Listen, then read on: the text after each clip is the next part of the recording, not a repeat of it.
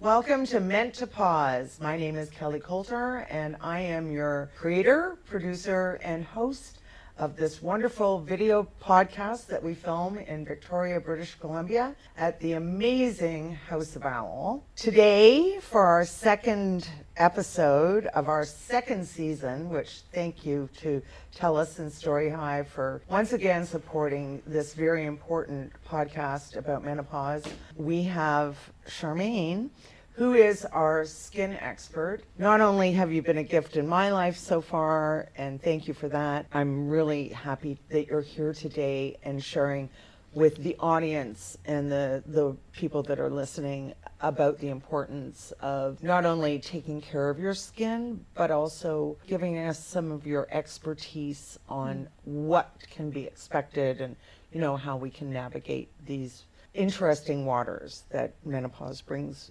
with our skin.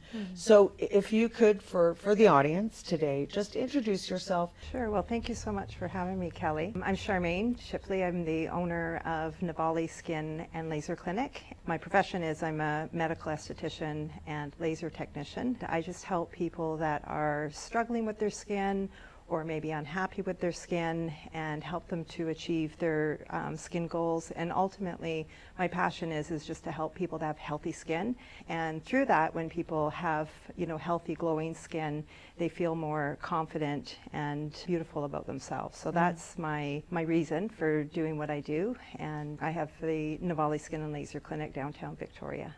And you're right downtown. You're right on the Inner Harbor at the Hotel Grand Pacific. That's correct. That's a fantastic location. Is there anywhere more beautiful than the Inner Harbor? Charmaine, I want to start off this episode and this subject matter just with a full disclosure from me about where I come from on the journey of skin care. Being of a certain age, I'm 62. I'll turn 62 next Tuesday, so I'm very thankful for that.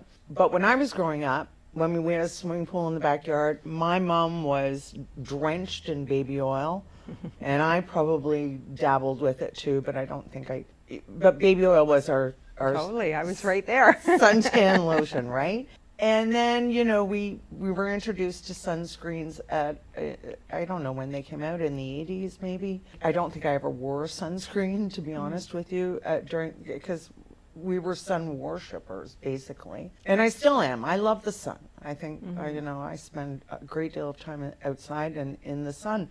As a mature woman, I have always felt like I was lied to by the beauty industry, you know, that we were marketed to, you know, we were told you need this for your skin or you need that for your skin.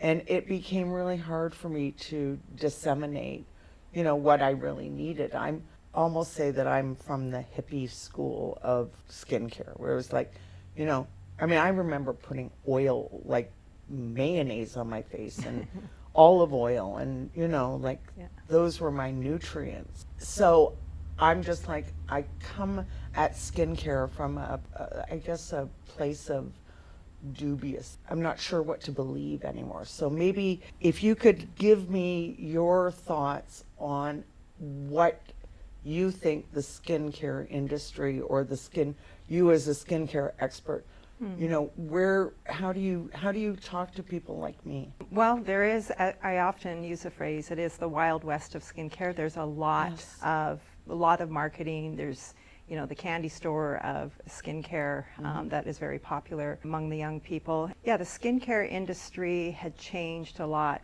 when science became part of it, and that was when the first, you know, ingredient came that helped to change the structure of the skin. When was that?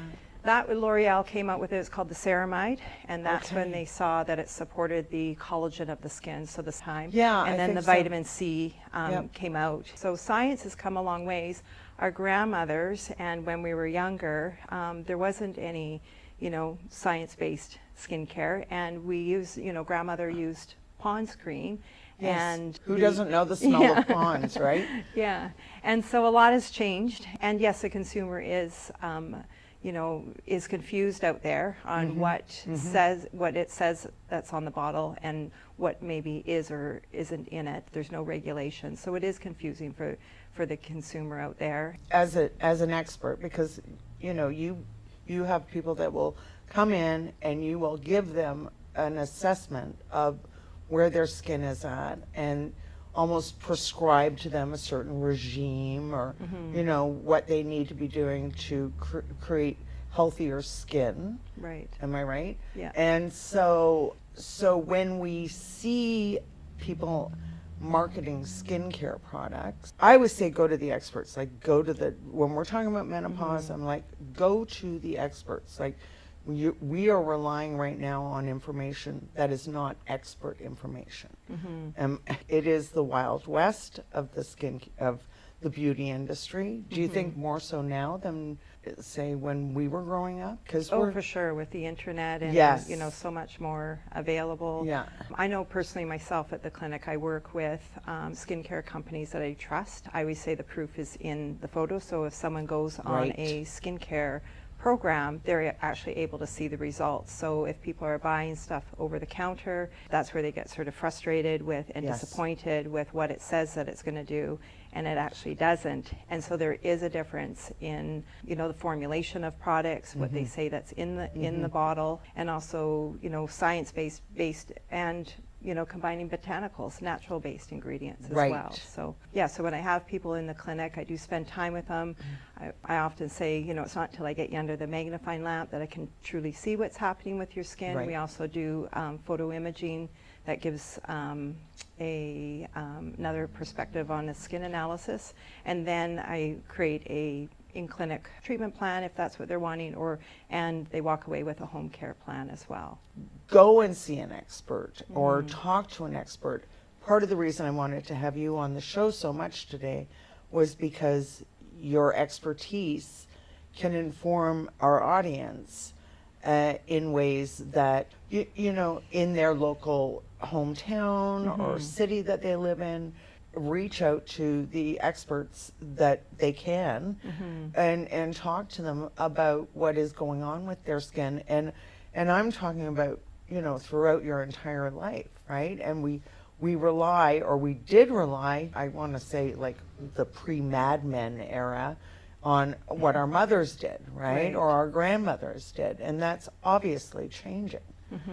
I always, when I see someone who looks stunningly, like you can see that they're glowing like you are today. I've got to tell you, you look great. I always say, you look fantastic. What do you do? And so, I get lots of different answers, obviously, because everybody's different, right? What works for one person might not necessarily work for another. So Charmaine, let's talk about the basics to proper skincare, because I think that, is something simple that people can digest, that even myself, I have always kind of struggled with certain routines. Yeah, and that's often what I talk about with people in skin health is proper cleansing, exfoliating, and toning. And even with that, sometimes people don't know what to use because what works for one person may not work for another. And so that's why it's important to go to a professional. And often when I have young people in, I let them know that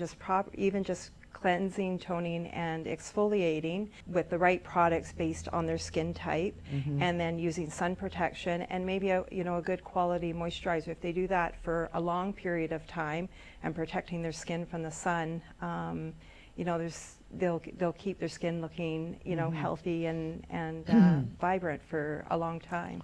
When you Yeah. talk about quality skincare products, people are using exfoliants on their skin that might not be good for their skin at all and stuff like that. I don't want you to tell me that a certain product is bad for your skin, but are there Right. certain things that we can look for that are either good for your skin or bad for your skin? So let's go. Well, I can tell you apricot scrub is not good for the skin, and Is it was that very right? popular when I was, younger, and I think it's, they still have the apricot scrub, but basically anything abrasive like that scratches and damages skin. It Wow. looks like, makes it feel like it's super smooth and exfoliated, and then usually in 4 or 5 days it's all dry and flaky again, and then they have to reuse it. So it's not, you want to use something that's not going to over exfoliate the skin, Okay. scratch or damage it. So something that is more smoother in base. Right, just Yeah. a softer scrub. And then as far as sunscreens, that's often what I like to educate people about. Right. In my opinion, wearing a mineral sunscreen, a natural sunscreen,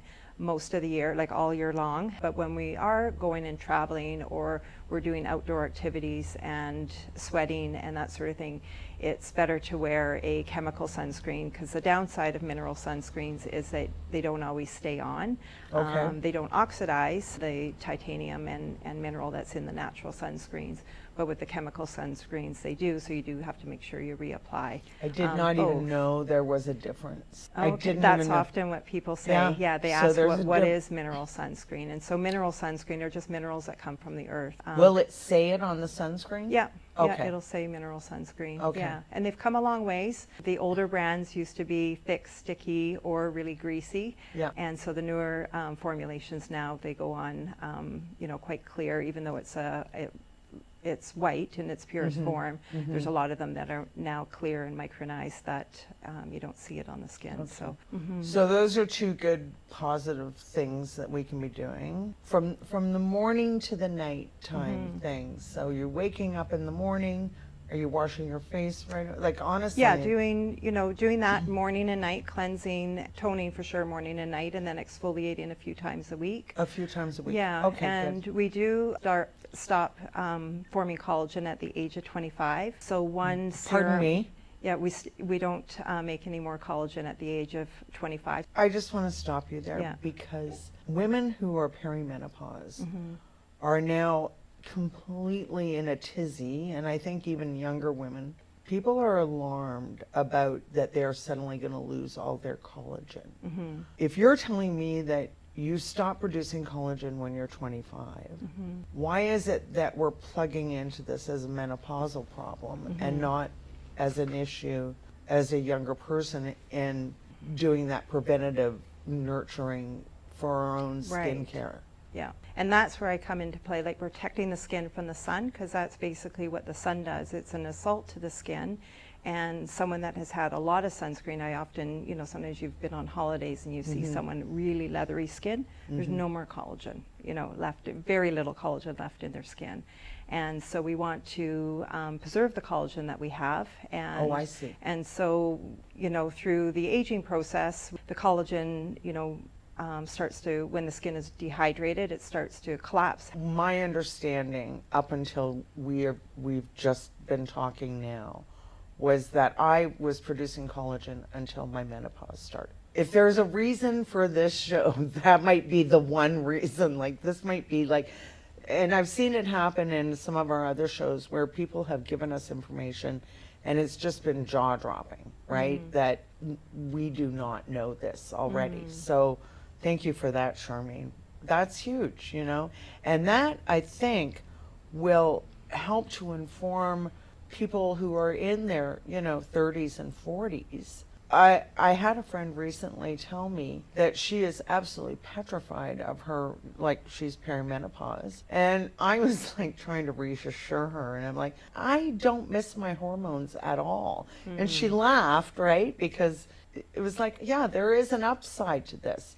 So Right. if you're telling me now that one of the greatest fears that women have during their menopause experience is that they're suddenly going to stop producing collagen, guess what? It's been happening Since we're 25. since yeah. you're 25. Yeah. And so often people come into my clinic at, like 28 or 30, and they're starting to notice the aging fine lines. Part of skin health is having the skin hydrated. So the hydration in the skin is really important. So if the skin is dehydrated from the outer layers and it's constantly, robbing the hydration from the deeper layers where the collagen and elastin is, then that's what accelerates the aging process. So having the skin hydrated, and certainly, drinking water and electrolytes is good on the internal, but there's ways that we can hydrate the skin, either topical hydration, which comes in a liquid or a gel form. Often when the skin is dehydrated, people go to look for heavy moisturizers or oils and this sort of thing.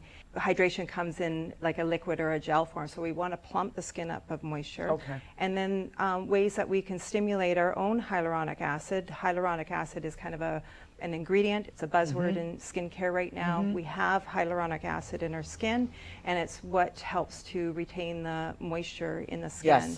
And so when we exfoliate the skin in the right way, then we can also stimulate the hydration in the skin.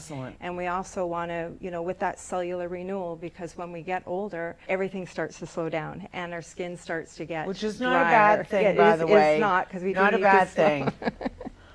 But as far as the cellular renewal, that's the reason why we want to exfoliate, is to keep cellular renewal going, and then that's what keeps the skin nice and healthy and glowing. I'm going to go. It's kind of like exercise for the skin. Yeah. I love it. That's a really good way of looking at it, and I'm going to go buy some good exfoliant now because I don't really have a big, I'm aging, we're all aging, everybody's aging. Some of it is very difficult. Personally, I'm on the hippie, aging hippie train. I love the look of an elder woman. When I was a little girl and reading National Geographic, it was always those ancient women that I was like just enchanted by. It was like, what do they know? Like the wisdom that was in their eyeballs and in their face. I was just like, they were magical to me. And this is just my personal opinion. Everybody defines beauty a different way, right? Some people are uncomfortable with lines or wrinkles or... Well, I think we all want, maybe not all, but a lot of people, I promote that we want to age well. You know, everybody wants to age well. And, I don't really feel like our smile lines are earned, even our, their expression on our face. It is, our skin is a communicator of our emotions. Of all emotions. And I like the term that I've heard recently, pro-aging. Often in this industry, it's anti-aging.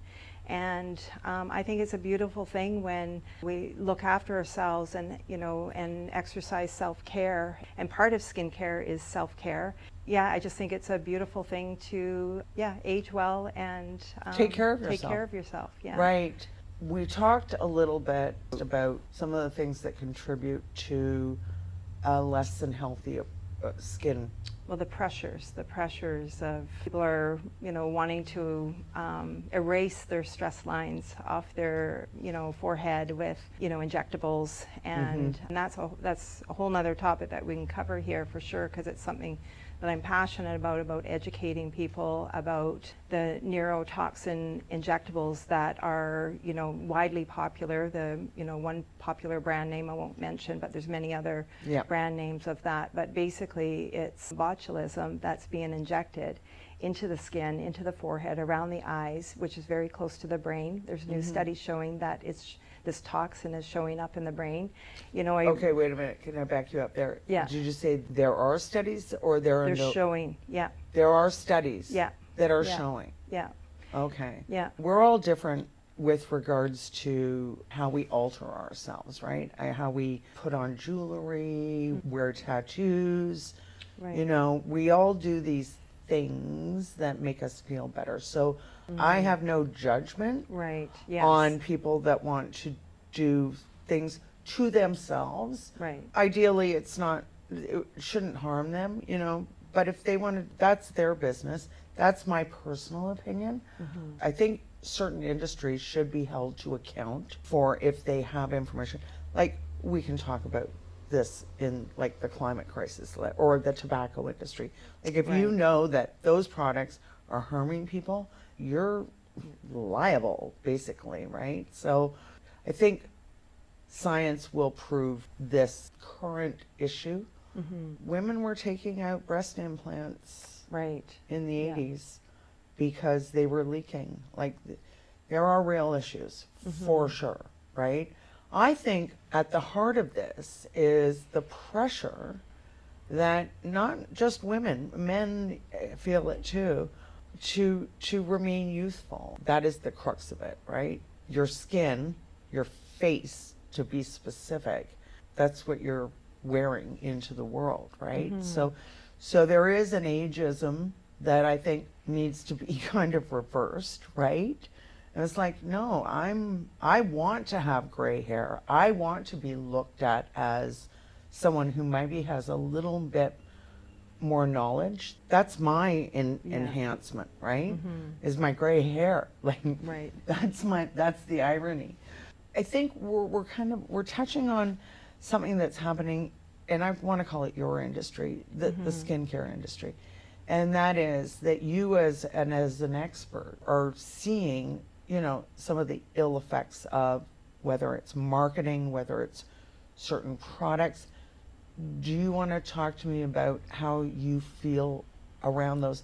I think I just bring people back to, having healthy skin. Yeah. Really, they're looking for, good, sound skincare advice. Yeah. And a lot of times when I talk about skin health and, my main objective is to have people have healthy skin. Healthy skin is free of disease. It's free of acne, rosacea, Right. and even hyperpigmentation that we get from the sun damage. So think of What is hyperpigmentation? hyper is like brown spots on the face where Okay. there's been an excess of melanin, and it's a way that the skin has tried to protect itself from the sun. Oh, okay. Hyperpigmentation that we get from acne scars, and also hyperpigmentation that we get from melasma. So, when we bring the skin back to health, and often like the skin is a communicator of what's going on. So if someone has Absolutely. acne or rosacea, there's usually also something going on, but we can do a correction on the skin Yeah. with, home care and in-clinic treatment. And so when I, talk to people about healthy skin, think of baby skin. Baby skin is nice and even tone, nice and bouncy. Got lots of collagen. And Yeah. like I said, we stop forming collagen at the age of 25, and then later on in years, that's when, 30, 35, that's generally when people come in and they're Right. noticing the signs. So it's all about preserving the collagen and protecting it from the sun, because the sun is like an assault to the skin, it breaks down the collagen. So that's usually where I direct people when they come in for a consultation. Do you also have conversations with people? I mean, people always go to food, right? Nutrition, right? So, that's what feeds your whole body. It feeds your skin too. But the biggest thing that I notice, mostly in other people, because I am a natural observer, I can see the stress in people's faces, right? Especially when they're doing their resting phase. So do you talk about stress with your clients very much? How does that come up? I think more conversation about, living a balanced life, Right. playing, and I think sharing a lot of times when, my clients come in, you get to know people, and there's a lot of sharing that going on, encouraging people to rest, have afternoon naps. Often our eyes look tired, and, that's because we're tired. Yeah, so stress is definitely, the number one thing that causes us to have health issues for sure in our day-to-day life these days. Yeah, just encouraging people to, eat healthy, exercise, Yeah. being Nourish. Yeah, That's my nourish. favorite word, is nourish. Yeah, be nourished. I like that. Yeah. Well, that's why we have all this crazy food. I do get a little decadent with the donuts, but try to make it healthy. I'm wondering, what else can we be doing other than, so we've talked a little bit about our daily routine. We talked about sunscreen. Some people don't want to wear sunscreen. Do you have any thoughts on that? Well, they usually don't want to wear sunscreen because they don't want to wear the chemical sunscreen. And when they find out about mineral sunscreen, that it is mineral that comes from Okay. the earth, that sort of opens up a door to people, wanting to wear, willing Thank to you wear for it if that. they want. Yeah. Thank you for that. Is there a number that we should be wearing? Usually 40 is recommended. 40? Yeah. Okay, Yeah. good to know.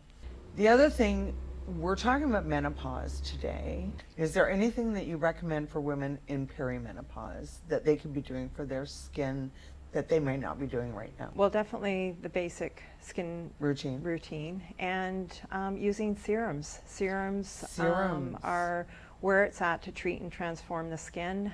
There's lots that science has discovered, like Okay. peptides help to plump up the collagen, preserve the collagen. So definitely getting on a good serum if you're in your 30s. It's one serum that's always good to start on is a vitamin C serum. It Okay. helps to I wish I'd known that. protect the skin, protect the skin from the damaging effects from Okay. the sun, as far as protecting the collagen. Great antioxidant for the skin. So if someone was to start out with one, quality serum, it would be a vitamin C. Okay, great. And, Thank you. And then also, using, serum with some peptides, and then a retinol. A retinol is really great for the skin. Yep. Retinols help build the corneum of the skin where the collagen and elastin is. Okay. There are many different retinols, and you do want to be advised and be careful with what kind of retinols you use for your skin. You want to start out with a lower dose. And how would I find out which retinol to use? Go to a skincare specialist. Okay. Yeah. So retinol actually came out when I was in my 30s. Okay. And I was like, I'm going to get some of that. So now so that's in your 30s. What about it when you're in your 40s? Still retinol. Yeah. Okay. Yeah. Always use. So a retinol You is- do have to be careful. With retinol, you want to use it in the evening. Okay. You also want to really make sure your skin is protected well from the sun. It's almost like doing a mini retinol. When it's applied to the skin, it turns into retinoic acid through the natural Right. chemistry with our skin, and so it's like a little peel. Okay. So you want to be really careful Right. when you are in the sun, protecting it against or using SPF Okay. as well. In your 50s, same thing, retinol? Well, you might want to get into doing some skin treatments. So, Oh, yeah, okay, good. to So bring that's back when we some start collagen. really, yeah. Yeah. And are there some at-home skin treatments that people make their own scrubs all the time, like oatmeal scrubs and stuff like that?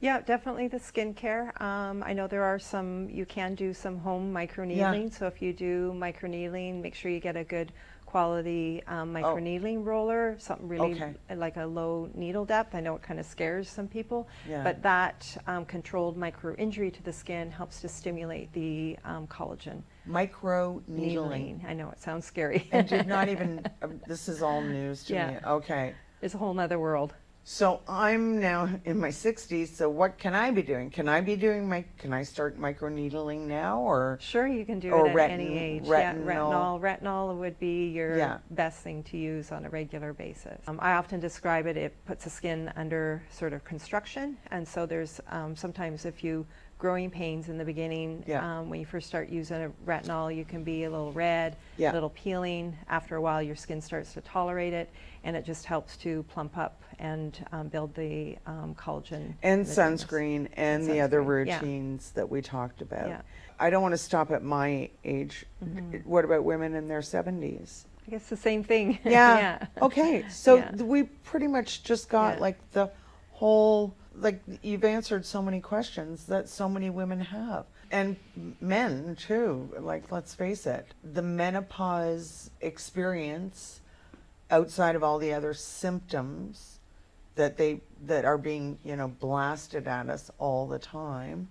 The skin part of it, you kind of just changed our information on that, right? So I have to share that like today with all of my friends. Like, what about taking collagen in pill form? Yeah, collagen is definitely something very good for even our internal organs Yeah. and joints, but Yeah. also very good for our skin. Yeah. So Yeah, that would definitely. be People ask me, does it really work? And what I know, when I stopped taking it for a while, I noticed a difference with my hair and Yeah, nails. yeah. And so when I've started again, I know that it works, and I definitely recommend to start using a collagen supplement. so much good information today from you, Charmaine. Like, really just clear-cut, good information that will help so many people, like, just navigate a very, I mean, look at how much money people spend on stuff that probably is not even in their best interest, right? I think you've given people a pathway to, hopefully they'll see someone like you, an expert that can really help guide them and not take them down paths that are, you know, not going to serve them well. I have to ask, what would be your menopause hack? Well, I think I just want to share a little story around that. Earlier this year, January 2nd, I started getting hot flashes. Oh, and that's congratulations. I know, that's what people said. My cold water group, they all said, well, welcome to the Crohn's Club. And I'm gee, thanks. I love it. So I had this whole process go on at the beginning of the year. People had asked me how my New Year's was, and I would let them know I started hot flashes, and it opened up really great conversation with a lot of my clients that people, you know, feel, they want a space to, you know, talk about, and it is something that we don't talk about. So I think for sure sharing that, but mostly I think, you know, we live in a busy world and we're all racing. You know, we all, you know I do what I love, and so I'm really grateful for that. I know some people are working hard and maybe don't love their work so much, so I feel very blessed with that. But, you know, outside of our work, I think we also need to rest. And often, even in the middle of the day, I'll go in one of the rooms, lay on one of the beds, and go and have a rest in the middle of the day when I'm tired. So I think rest is really important, and also being really playful. Connecting with, you know, people throughout the day. Oh, yeah. And they say you live longer. I'm a biggest player at home, you know, playful at home. Yeah. And just try and bring that joy and laughter, you know, throughout our day. So I think that being playful is really important for, you know, overall well-being. Yeah. Rest and play. I love it. I've never heard that expression before. That's a good one. Yeah. Rest and play.